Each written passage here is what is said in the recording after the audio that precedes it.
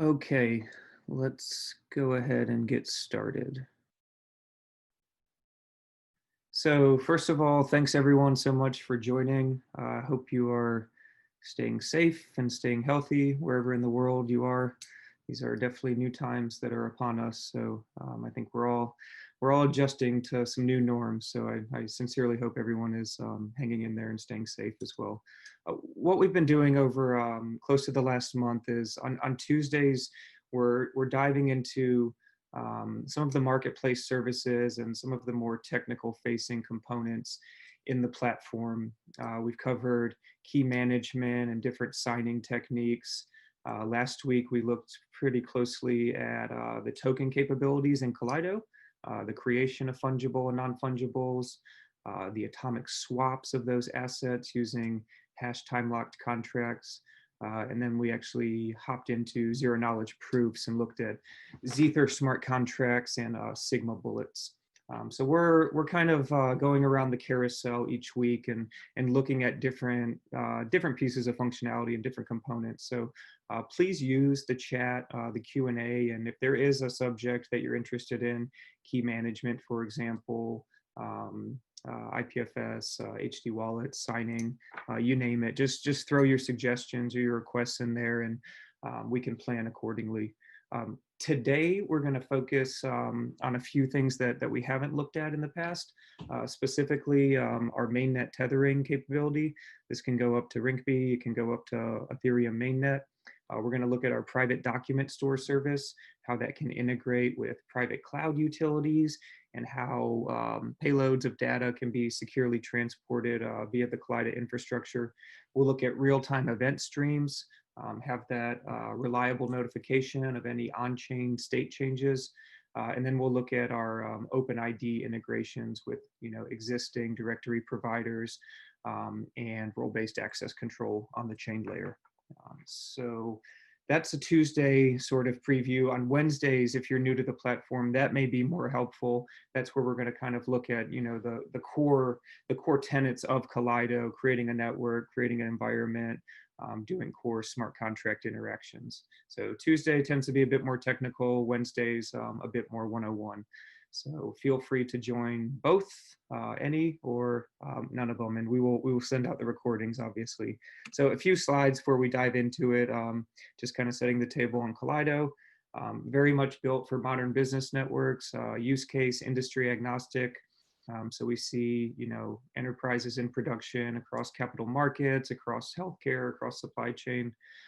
The platform itself at the blockchain layer and at the service and API layer, very, very simple REST APIs for every piece of functionality you need, and then a really, really friendly, intuitive interface for the creation of services or the configuration of an environment. Lastly, very much built for the enterprise as well. So, key management, security, baked in as first-class citizens, high availability, auto scaling, disaster recovery, ISO 27000 compliance, all the things that, risk compliance officers can look closely at when evaluating a service provider. So Kaleido makes it incredibly easy to go on this blockchain journey that's been quite hard in the past.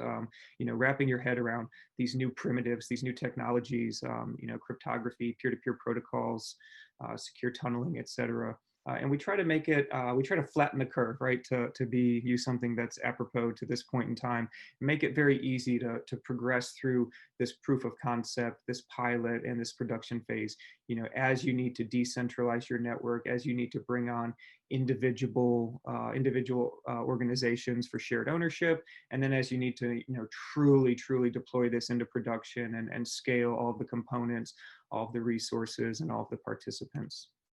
The way we look at blockchain, the smart contracts, the nodes, the consensus algorithm, incredibly important.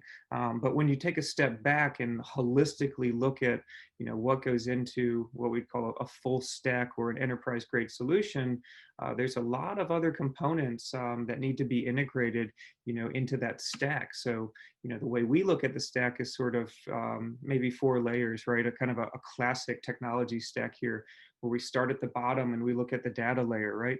What needs to go on chain? What needs to go off chain? How does the data get modeled if it is on chain? Is it just a hash? Is it completely obscured? Is it in plain text? Does it have some metadata along with it? And then how do we integrate our existing data stores, right? We have these private cloud utilities like, for example, an AWS S3 bucket or an Azure Blob container or an existing Mongo database. How do we seamlessly integrate, that existing private data, those existing payloads into the blockchain layer as easily as possible? That's actually one of the things we're going to look at today with our private document store. Moving a bit higher, you start needing to answer questions around privacy, right? Is every transaction on the chain going to be public, or do we need to leverage different node clients like a Quorum or like a Hyperledger Besu that has a private Patricia tree for state? When you have a decentralized network, a lot of times transactions are going to come in from the diverse participants in that network. So how are you reliably notified of those transactions? How can you automate responses in your back office, drive your own business logic? And that's where events and reliable event delivery comes in. That's another thing we'll look at today. Moving a bit higher, you start needing, answers around where's our data going to come from? Do we have a single party that we trust to unilaterally invoke a smart contract and inject data? Or are we going to leverage some democratic paradigm like a Oracle that everyone trusts? How can our applications speak to each other, app-to-app messaging? And then how can we connect again with those critical back office processes that aren't going anywhere? And then at the top of the stack, kind of the really fun layer, the actual decentralized application layer, where we start to bring in a lot of these new principles of blockchain. For example, modeling digital assets, right? So tokenization, whether it's fungible, whether it's non-fungible, starting to answer, really clever questions around cryptography, right? Are we going to use zero knowledge proofs to have completely anonymous, private, confidential token transactions? And then, in my opinion, looking at the enterprise, perhaps most importantly, how do we make speaking to the blockchain absolutely as easy as possible without sacrificing any of the security, any of those guarantees, that we're protecting our keys, protecting our data, at the utmost levels that we need. So we need abstractions of these really, really hard and esoteric blockchain APIs. We'd prefer to have, simple REST APIs to speak to the blockchain, to speak to services, and to speak to smart contracts. So we'll look at a handful of those things today, when we kind of dig into the more technical components. Pushing forward, just a few things about Kaleido. The platform is just littered in a good way with APIs, right? As I said, whether it's just automating, administratively standing up your node, cycling security credentials, whether it's interacting with a smart contract asynchronously or synchronously, or whether it's stitching and weaving together all of the services that you deploy, right? Your apps, your document stores, your HD wallets or IPFS nodes, you name it, there's a really, really easy, useful API under the covers for that. So every single thing that I'm going to show you inside of the interface here, it's all programmatically. A few bullet points just to kind of, do the 101 of Kaleido. Instant networks, literally in 30 to 60 seconds, you can have your own enterprise-grade consortium and your own private permissioned enterprise Ethereum network. Some really, really fun services around tokenization, whether it's creating the tokens, whether it's swapping them, cross-cloud, so standing up nodes on Azure, on AWS, or on-premise using Kaleido Private Stack. Decentralization with governance and permissioning baked in. So being able to, allocate or rescind permissions for onboarded members. Really powerful marketplace, a rich ecosystem of pluggable components that can be embedded directly into your solution. And then some really cool innovations, tethering to the main net for private state proofs, using zero knowledge proofs for confidentiality and anonymity, and then smart contract management as well. Pressing forward, just a few more things to bear in mind. ISO 27000 compliant, tons of techniques for secure key management and even integrating with private key stores and HSMs in your cloud provider. X509 certificates and identity woven into Ethereum, SLAs, 24/7 support. Our team, very much experts at the protocol level, at the cloud level, at the application level. HADR baked in, backups available for business continuity, best of breed open source clients and algorithms, and then some really, really useful enterprise integrations, right? You're not going to get rid of all of those, back office processes that the core business is built on and reliant on today. Just to give you a snapshot of kind of the diversity of clients and customers running on Kaleido, we can see that this really does span all industries and all verticals. So we see energy, we see financial majors, we see, huge retail and entertainment, we see government agencies, we see banks. So really an eclectic mix, proving that, Kaleido and the functionality is extensible, into any use case, into any industry. Looking a little closer at what some folks are doing, CDC using it for tuberculosis disease surveillance, Green Fence, T-Mobile, movie studios using, digital coupon campaigns and provably scarce digital collectibles for movie releases, Union Bank and Project Eye to Eye, digitizing and tokenizing the fiat currency of the Philippines. Covantis and Comgo solving huge pain points in, global commodities trade finance, whether it's oil, whether it's the grain supply. And then we can see, supply chain for ethically sourced tuna or coffee or poultry, or World Wildlife Foundation using token curated registries to try to, get money to go to the most ethical and, meaningful projects out there. And lastly, why Kaleido, objectively rated #1 BaaS on the market, some cool industry first innovations that we will look at today. Enterprise in the DNA, as I said, SLAs, HADR, auto scaling, ISO 27000 compliant, and then just a really extensible platform allowing you to cross clouds and allowing you to integrate with your core back office processes. Okay, so that does it with the PowerPoint. We'll go ahead and dive into the actual functionality, if I can get out of this.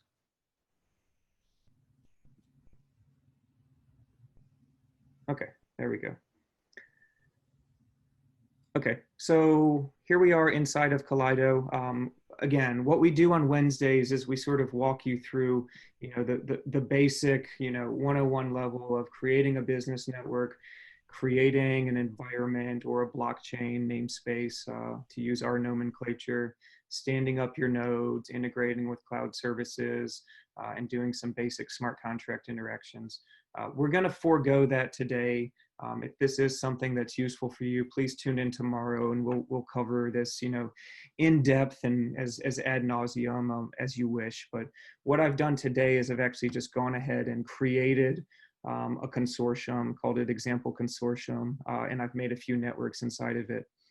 The first thing we want to look at today, I want to draw your attention to the public Ethereum Tether service that we have, and this is a useful kind of security add-on. Gives you additional assurances of the integrity of your private chain data, and what happens is all of the nodes inside of the network, on a fixed interval, they're going to have a handshake. They're going to have an agreement about the current state of their private network. They're going to agree on the current block number, the current block hash, and they're going to use a private node signing key, not their default Ethereum key, but they're going to use a node signing key to basically make a collective attestation of that chain state, right? They're going to all collectively sign over the same agreement, block number 100 and the current block hash, right? Which, also contains, proof. It's the root of the Merkle tree, so it has proof of the state as well. And those are going to get aggregated into a single transaction, and those are going to be sent up to one of the public Ethereum networks that are protected by proof of work if you go to the mainnet. And we know that once you have 6, 10, 12 blocks committed on the Ethereum mainnet, or on Bitcoin or one of these public networks, it's incredibly hard to go back in time to amass the amount of computing power that it would need to build a new canonical version of that chain.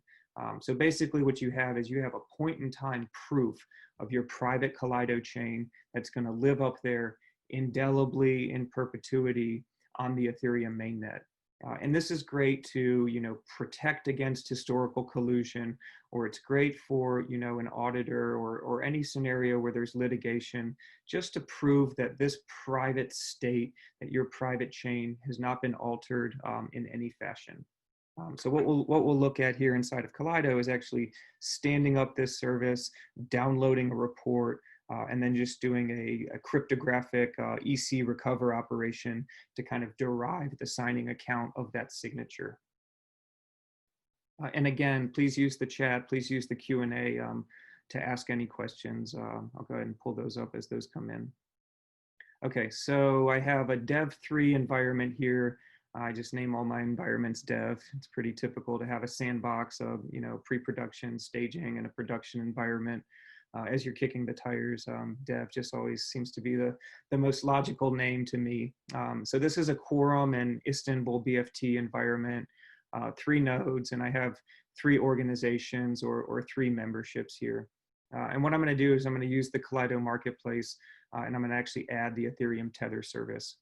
This is going to be not a member service. This is going to be owned by your environment, by your business network. So there needs to be some out-of-band communication, or this can also be done unilaterally by a single party. But what's important here is who's going to actually own this private Ethereum account, right? Who's gonna have access to that private key, and who's ultimately going to fund this account, right? So Kaleido is going to be signing these aggregated payloads, these aggregated attestations of your private state on your behalf, but you, as the true owner of that account, you are responsible for funding it with imaginary ether if you want to go up to Rinkeby, or you're responsible for funding it with legitimate ether if you want these transactions to go to the Ethereum mainnet. And you can, of course, obviously withdraw those tokens at any point in time. But the point is that someone needs to be the actual owner of that private key, and they need to be the steward, the custodian of that account. So as soon as this guy comes up, we'll go ahead and walk through kind of how that process goes of funding the account, deploying the smart contract, and then downloading a state report. So let me give this a quick refresh and see if, oh, there it goes. Okay, so immediately as I refreshed, this container came to life. Okay, so we'll go ahead and click on this service. I'm going to just use MetaMask, and I'm going to use, MetaMask, and I'm going to use Rinkeby here, just so I don't have to use real Ether. But the exact same process works for if we're going to the Ethereum mainnet. Okay, so the first thing we need to do is we need to create that account, and we need to create that corresponding private key. And this is the critical operation right here, where someone inside of your business network needs to be responsible for, taking a snapshot of this private key, protecting it, in cold storage, in their own external wallet, etc. This is your responsibility, and this is a one-time code. So this is an important step to perform here. So here we have the private key, and here we have the corresponding address. So I'll just go ahead and copy the address onto my clipboard. This is going to go to Rinkeby, so I actually don't care about that private key, but just for due diligence and proper practices, please take note of that private key. First thing we need to do now is we need to put some ether inside of this. And in my opinion, the easiest way to do that is just use the browser wallet, use MetaMask. Okay, so here's the account that we want to fund, and I want to fund it on Rinkeby, not on the mainnet. So I'll copy this address right here. We can go into MetaMask. We see I'm on Rinkeby. I went on Twitter and I got, close to 2 ETH. I haven't exhausted all these. So what we want to do is we want to send a little bit of ether to this address right here. Okay, new address detected. We'll call it Kaleido Tether number 3. Go ahead and save that, and then choose how much we want to fund it. I'll give it maybe half an ether. Okay. Click on fast, click on average, click on slow, however quickly you want this transaction to go into a block and be executed. Since this is imaginary, and if you guys are just trying this out for the first time, just go with fast. You can always get on Twitter and request more ether, imaginary ether on Rinkeby. So go ahead and confirm that transaction. give it 5, 10 seconds, however long transactions are taking these days. When that's executed and that's confirmed, we'll be able to refresh our balance for this address, and we'll actually be able to deploy the smart contract that's going to hold our private Kaleido state. It's going to receive these JSON objects containing those attestations, those assertions that we all agree on the private Kaleido state. So use your patience here as this transaction is waiting to be confirmed. It's confirmed, and we should be able to refresh this address and see that there's some Ether inside of it. So we have 0.5 Ether. Another thing to bear in mind too is that this is incredibly, incredibly cheap. These are really, really low gas costs, right? This is not doing any very elaborate or elegant like EVM opcode execution. I think it's, scrolling through the documentation, I think we did some low level research, and it's like 0.0002 ETH, per transaction here, or on a per node basis. So you're not breaking the bank to, have these huge protections of your private chain state. It's a really, really useful feature and a really, really affordable feature that can give you, a ton of value in the future, whether it's just for auditing, whether you do get in a situation of litigation as well. Okay, so we'll go ahead and deploy this contract, the guy that's going to hold our private state. And then we'll go ahead and initiate our first state proof up to Rinkeby here. So by activating it, those 3 nodes inside of my private network here, they're going to all do what I just said. They're going to say, hey, this is the block number that we have, this is the hash that we have, and they're going to use their private node key to sign over that agreement. So we'll activate this guy, give him a second for that transaction to come up, and then we should be able to refresh and download the state proof.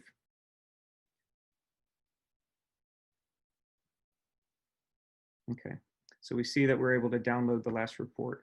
Again, as soon as you activate that smart contract, it's going to immediately send a proof up there. And we give you an interface here so you can keep an eye on, how much Ether is being consumed per transactions, how often these transactions are being proxied up there, et cetera. So you can very easily manage this. You can change the frequency that you want, or you can even change the target network inside of here. So we'll go back to the dashboard here, view the summary, and we can download this report. And what we're going to look at is we're going to actually look at an EC recover operation. So we're going to take those, elliptical curve outputs of the digital signature. We'll throw them through some cryptographic maths inside of Web3. EC recover to be precise, and it should return us the public address of the node that created those digital signatures. So we'll download this report here. We can open it up, be able to take a look at what one of these actually resembles. It's nothing exciting. It's just a JSON object containing those attestations, all the nodes that have basically agreed. So we see here we have our 3 nodes inside of the network. We have the node hash, and they've all agreed to the fact that it's block 221. This is the block hash, and here are the outputs of their digital signature with their node key. Okay, so I'll go find node number 1, and then we'll figure out which node ID hash it is, and then we can go ahead and do this this verification here. Okay, so back in here, we want to click on node number 1. We'll give this a second. If for any reason my audio is getting muffled or muted, again, please use the chat. I've had spotty internet, so happy to repeat anything or clarify anything if need be. So here, usefully, we're on IBFT, so we see that we're using an actual different signing key for the algorithm. We have the consensus identity, and this is going to actually be the same node key that's signing those attestations in IBFT. Okay, so 0x0266, here's the node signing address, 2664E, and then here's the node ID hash, 75CD. These are just hashing through SHA-256 for this. So I want to go into the report, into that JSON object, and I want to find this guy, 75CD. Okay, so, and it's the first guy here. So we're going to go ahead and verify the report, and we're going to make sure that it produces as an output this signing address right here. We can do this inside of the console, or we can do this programmatically as well. Click verify the report. First, we want the block number, 221. Then we want the block hash. And then we want those ECDSA outputs, the VR and the S. So first we want the V. This will be 27 or 28. 28 for this one. And then we want the R and we want the S. Okay, there's the R. And lastly, here's the S. And this should result in the actual public address, 02664E, which is the same node signing key that we have right here. Again, you can do this inside of the platform. You can do this programmatically, but all this is proving is that those outputs were manifested, originated from this public Ethereum address, this node key, this identity right there. So that's the Tether service. Pretty intuitive, makes a ton of sense, and as I mentioned, really, really cheap to actually stand up, whether it's going to Rinkeby or whether it's going to the Ethereum mainnet. Great. Okay, so the last two things I'm going to show are actually our document store service and our event streams, and then we're going to look at an actual turnkey dApp that's running, allowing for private data marketplace and for data to be exchanged. So I'm going to log out of this consortium, this account, and go into our demos account.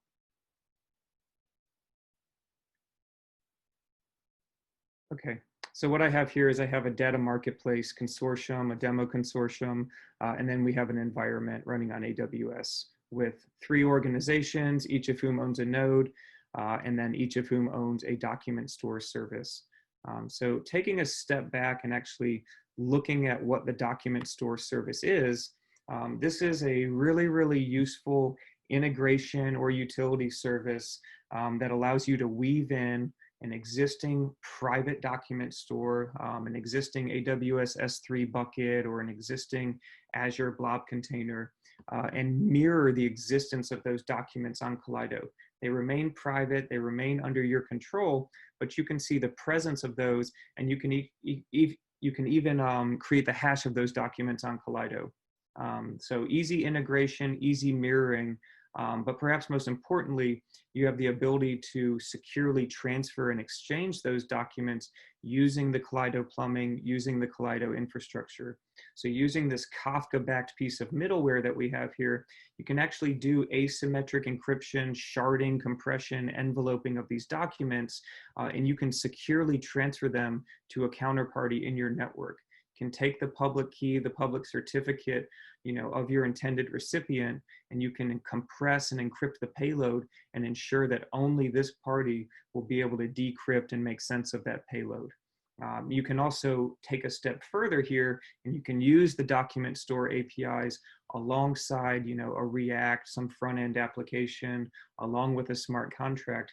You can really build out, a full end-to-end solution, maybe even weave in token economics and create your own data marketplace, create your own constructs, allowing you to monetize and securely transfer any of these documents. So that's the document store service. We'll look at it, kind of at a 101 level inside of Kaleido, just going into the document store, uploading a document, and then transferring it to another organizations of the service. Org number 1 and org number 2, each of their document stores is running on Kaleido. Basically, that data, that container, those payloads are living on Kaleido. Org number 3, however, has integrated their storage with an existing Amazon S3 bucket. So this data is staying private in that organization's cloud account. So you can do this in any of 3 flavors, AWS, Azure, or on Kaleido.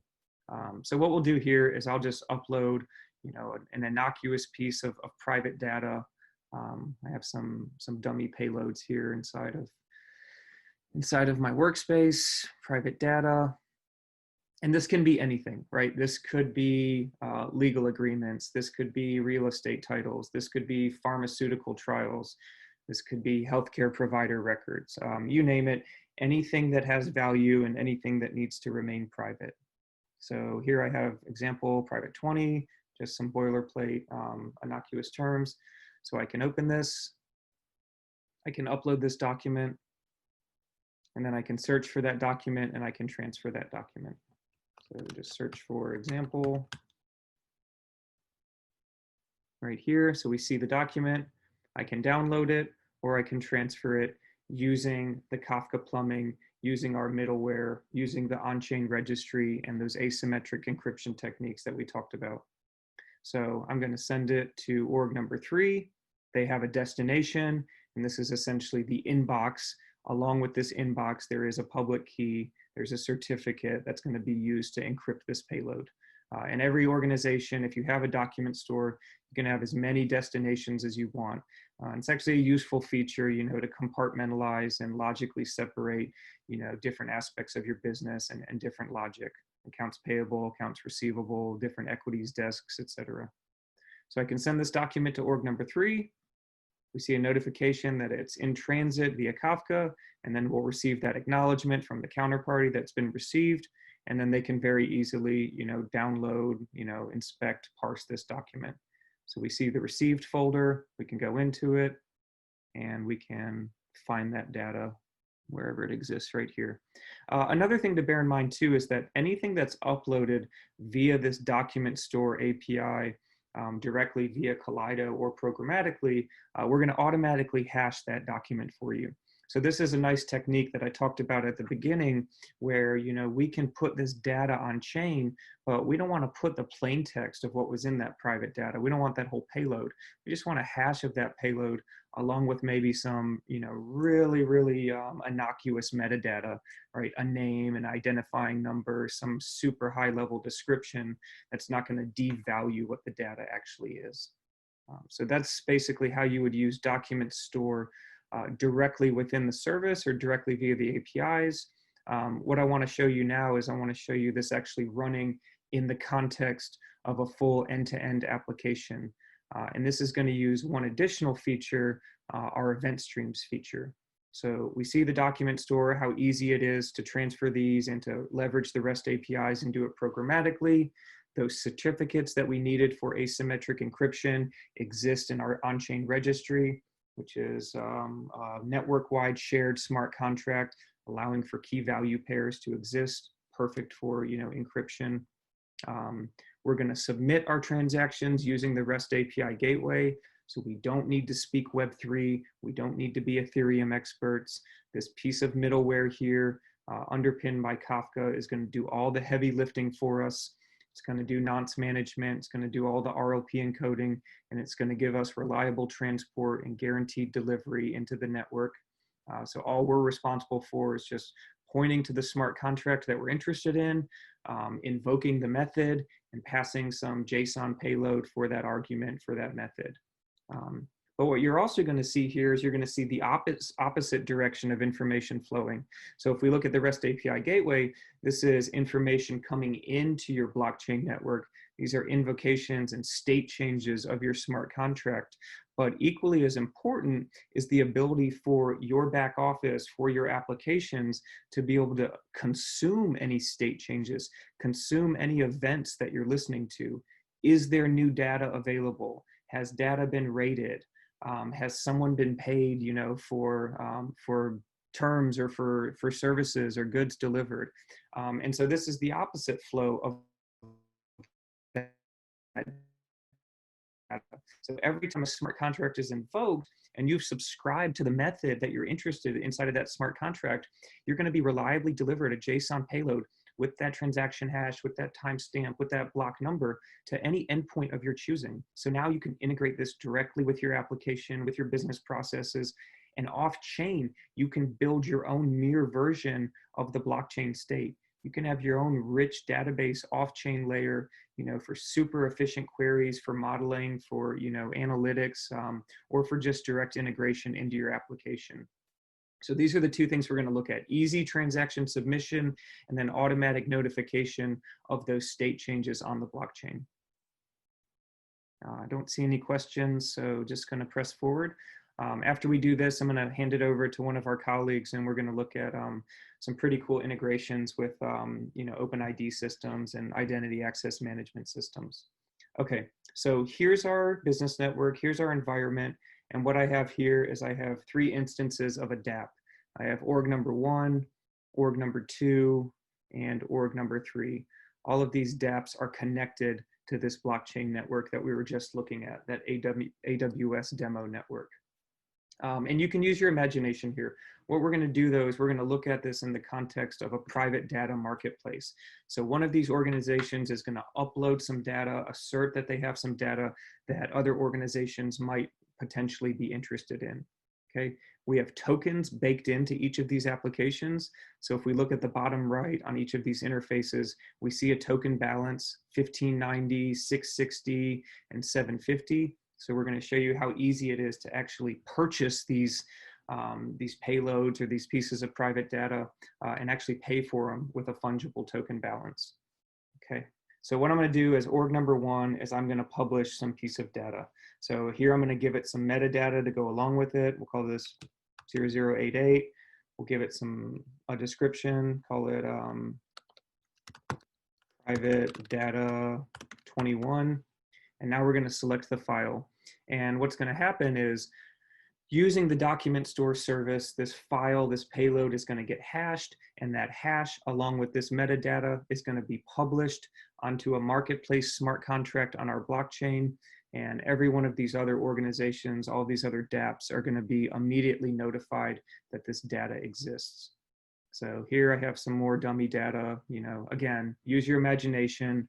Pharma trials, legal agreements, land titles, healthcare provider records, etc. So we'll upload that, and then we'll submit it. And this is going to go into document store. It's going to get hashed, and then the smart contract is going to get invoked, passing the hash and passing that metadata. Okay, so private data 21, authored by org number 1. So in real time, these organizations right here, they're going to be immediately notified that there's new data available on the blockchain for purchase, right? And so again, using our imaginations, maybe org number 2, org number 3, in the past, they've purchased a ton of data from org number 1. Org number 1 is very reputable. You know, they have a lot of integrity and they have great data. So anytime something is published by org number 1, they're very, very interested, okay? So org number 2 is made aware that this data is available for purchase, authored by org 1, no purchases, no rating, and they can use their token balance to actually purchase this data. And again, this is going to be a token transaction, and then it's going to be a document transfer using those private document stores, using the Kaleido plumbing and infrastructures for the secure transfer of that document. So pay attention to the token balances. We should see 650 and then 1600 as a result of this. And everything here is also interacting with the blockchain, right? These are invocations of that smart contract. This is now telling our marketplace smart contract that this data has been purchased, and it's telling our token smart contract that we need to decrement our balance right here by 10, and we need to transfer that 10 to the owner of this piece of data. Again, this is all happening in real time. So 650 up to 1600. So this organization now has the ability to download that data, rate that data, do what they want with it. So we can go ahead and rate it, give it 5 stars. And now if we look at org number 3 is going to immediately be aware that this data has been purchased and it's been rated, and maybe this will give them more confidence to, you know, actually purchase this data as well. So those are the event streams communicating with your, you know, client application, with your DApp, real time, again, using Kafka, using REST APIs for, you know, that automatic retry and that reliable guaranteed delivery of any pertinent state changes. Last thing, just talking about event streams, we'll look at kind of how easy it is to configure these. So I'm on node number 1, node A, owned by organization A. So we'll go and hop into the REST API gateway of this node, right? This is the interface that we're using to invoke transactions and to consume events that are coming out of our blockchain. So I have an aux credential here, copy that, and okay. So we have our 2 smart contracts here. We have our ERC20 smart contract, and then we have our marketplace smart contract.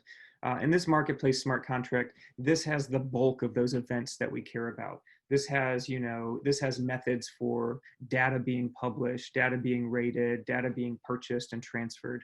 So we can actually view this smart contract And Kaleido is going to give you this open API specification. We're in a Swagger interface at the moment, but we're going to give you RESTful endpoints for all of the methods that you care about inside of your smart contract, right? So we see right here, delivery confirmed, destination set, published, purchased, rated, and all of these have an event associated with them, meaning that we can subscribe to these methods, and the definition of that event, basically what we want inside of the JSON payload, that will be returned to a gateway API, to a webhook URL, to an endpoint of our choosing.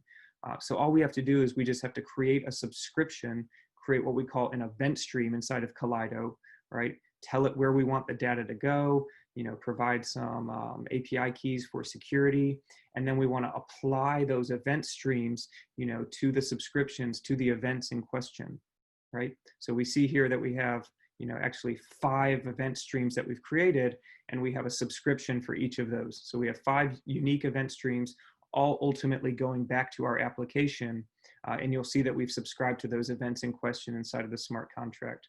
So we see destination set, we see published, we see rated and purchased, all of those things that were being updated in real time inside of these interfaces, right? So as soon as org number 2 rated that, there was an event stream and there was a subscription to that method. And this DApp was able to, again, I keep using the term in real time, but it is happening in real time, and it's incredibly important. They're notified, of that rating. So now they can consume that information and they can react as they see fit. So that's REST API gateway, that's event streams, that's document store, that's token economics, all woven into a single application. Basically just a simple React application for the front end here, using just REST APIs under the covers, not using any complicated Web3 APIs or esoteric Ethereum techniques. Okay, so that was a lot of talking. I see a couple questions. I'll get to those momentarily, but what I'd like to do is I'd actually like to turn it over to Freddie, who I believe is on the call, and we're going to look at the newest feature that we've released called the Blockchain Application Firewall. And what this does is this actually integrates with your existing IAM systems, your existing OpenID systems, anything that supports OAuth. And this is going to allow you to upload a set of rules into Kaleido, saying that, you're allowed to do, all admin operations, or you're only allowed to speak to this smart contract, or you're only allowed to speak to this smart contract and do, a query operation on this smart contract. And what you can do is you can give users JWTs, you can give them tokens that have these rule sets embedded in it. They have these permissions embedded. So now you have the ability to integrate with your existing directories, your existing OpenID providers, and you can do granular role-based blockchain application access control, right? You can choose what they're allowed to do, what smart contracts they're allowed to do, and even what keys they're allowed to sign with. So you have immense levels of protection here that you can extend to your end users, and you don't have to worry about the security and the integrity of critical, application credentials or API keys on Kaleido, those constructs that would otherwise authenticate an administrative type of user to the platform. So I'm going to stop sharing, and I'm going to let Freddie walk you through kind of how context a basic mobile app and integration with a Keycloak OpenID provider. So Freddie? Perfect, yeah, I'm here. Thanks, Nick. Let me actually start sharing my screen. So hopefully you can see my screen now. So yeah, as Nick was saying, I'm just gonna showcase a really simple application. It has no real business case. The only point of it is try to showcase the functionality that Nick just talked about, the blockchain application firewall. So to give a little bit more overview, the blockchain application firewall has 2 important sides of it. It has the authorization side and it has the authentication side. So for the authorization side, the only thing that it's going to do is going to determine if a user, if a client is communicating to my node, if he's authorized to communicate to it. To do this beforehand, we had to configure our application firewall inside of Kaleido, passing it a public token from our OpenID provider.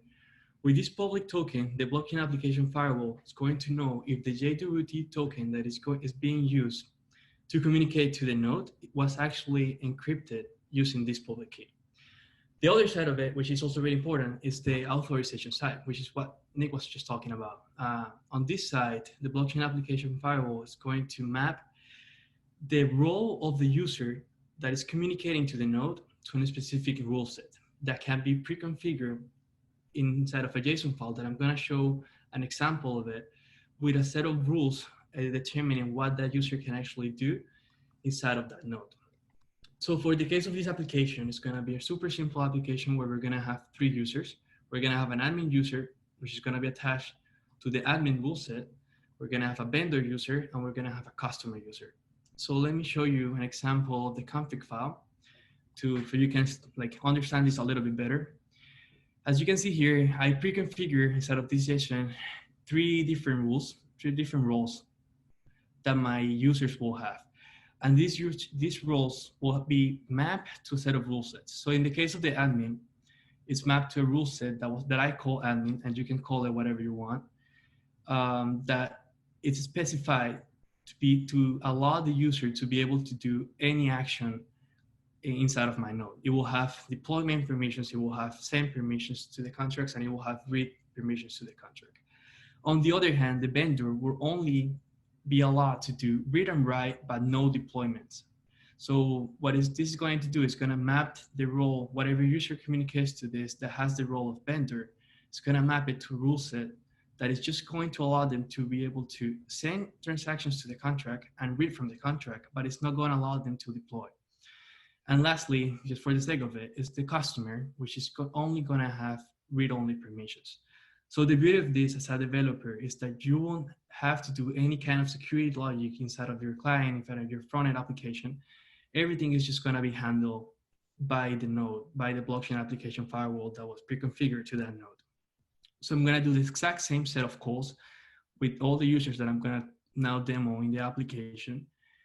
But the only difference is that depending on the role of the user, the node is going to allow them or not allow them to do certain actions, right? So that's the whole point of this application. I'm just gonna go back to my little diagram here, just for you to have a better picture of how this flow is going to go. It's gonna be super fast. So the user is gonna go to my application. In this case, it's just gonna be a mobile application because we wanted to do something different.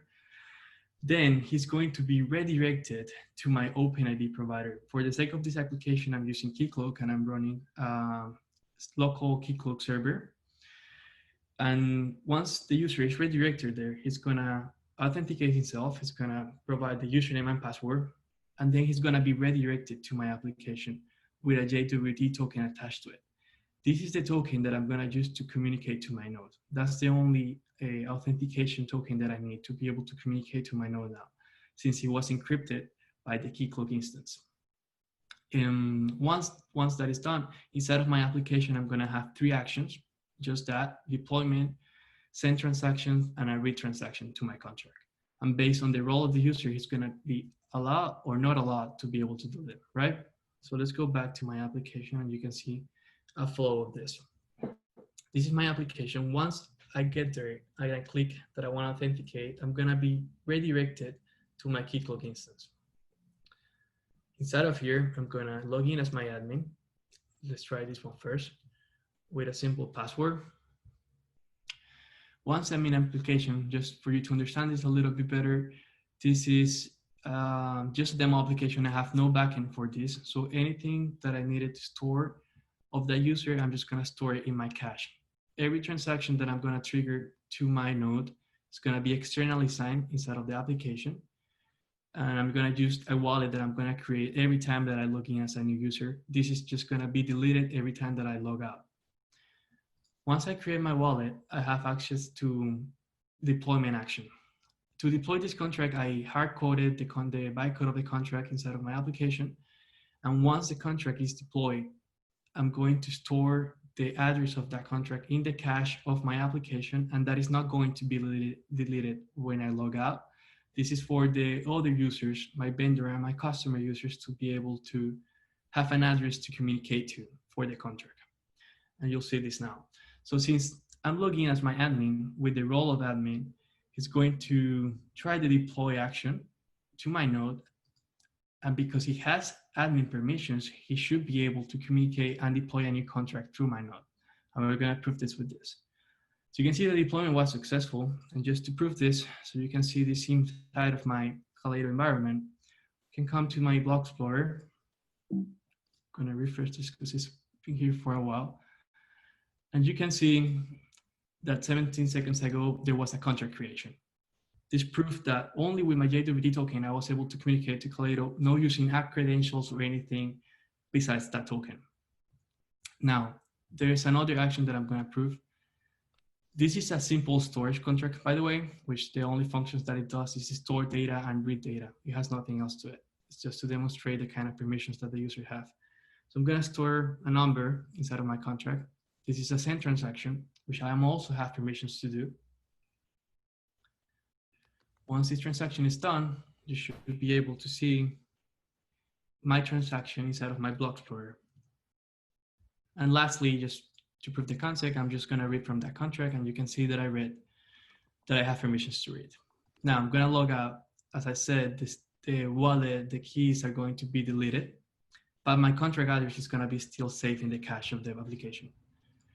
Now I'm going to log in as another user, my vendor user. And as I showed you in the JSON file before, this user will have permissions to send transactions and to read transactions, but he won't have permissions to deploy new contracts, which is the key part of it here. So I'm going to create a new wallet for this user. I'm going to try to deploy, doing the exact same call in my client, but you can see here that the user was unauthorized to deploy contract, just based on the role that was inside of my JWT token, which is a big improvement to anything that we had before. And I think it's going to be super helpful for any kind of developers on the future. Now, to prove that this user actually has permissions to do something else, I'm going to send a transaction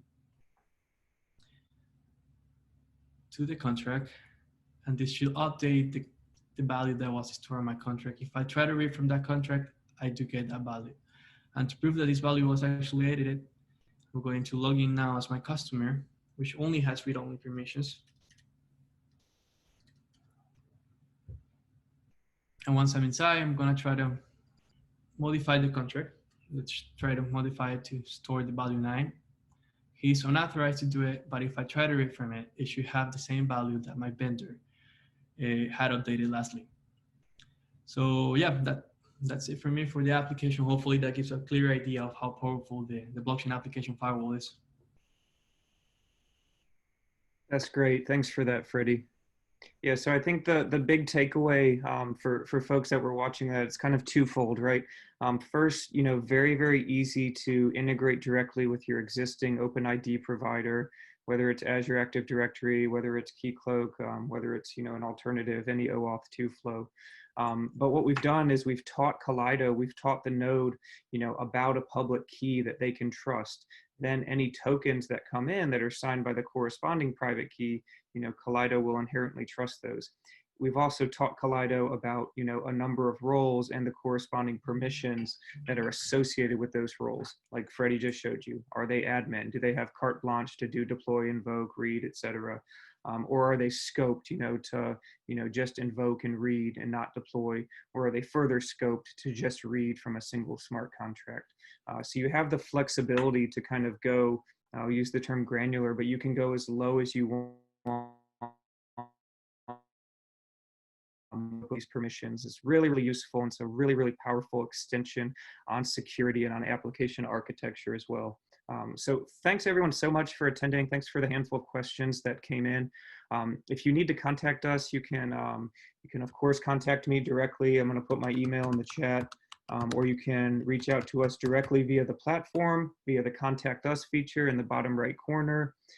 You can also reach us at support@kaleido.io. Or via any of our marketing mediums. We'll continue to do these on Tuesdays and Wednesdays. Again, Wednesdays are pretty 101-ish, but still useful to see. We'll look a little more closely at the REST APIs and smart contract management.